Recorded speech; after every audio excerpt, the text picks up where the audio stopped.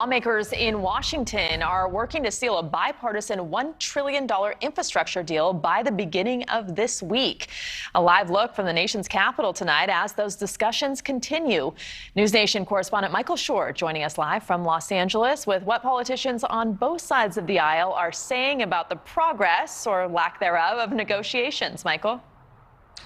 Well, I think, Rudabeh, when you hear that President Biden came back to the White House early on a Sunday in the middle of the summer, you have to assume that there's some progress, maybe some kind of a problem as well. But from all accounts, they are getting close to this bill. It's a bill that's brought together some of the more moderate senators on either side to work together and work with the White House. And then, of course, comes what happens in the House of Representatives.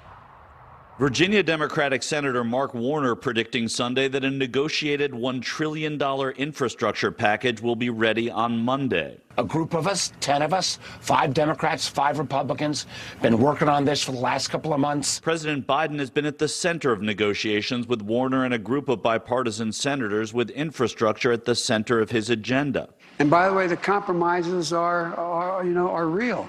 Compromise within my own party between the far left and the center and some of the folks who are more conservative. And it is keeping with the plan of Senate Majority Leader Chuck Schumer. I have every intention of passing both major infrastructure packages, the bipartisan infrastructure framework and a budget resolution with reconciliation instructions, before we leave for the August recess.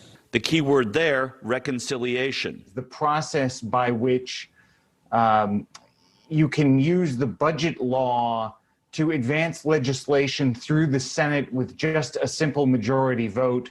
Roll Call's Niels Lesniewski says that this is where the trouble begins and remains, with House Speaker Nancy Pelosi adamant about what would be in the reconciliation package. We are rooting for the infrastructure bill to pass, but we all know that more needs to be done if we're going to build back better. The infrastructure bill has nothing to do with the reckless tax and spend extravaganza that she's talking about in terms of what reconciliation, as she called it. As of now, there is no legislative text as to what is in the bill, though it is understood that much of President Biden's priorities of child care, community college, and child tax credit extensions are among what would go to reconciliation and what has Republicans upset. There's going to be none of us for this $3.5, really $5 trillion package. It'll be interesting to see whether or not because everyone knows where this ends up if there is a deal and whether or not everyone will be on board.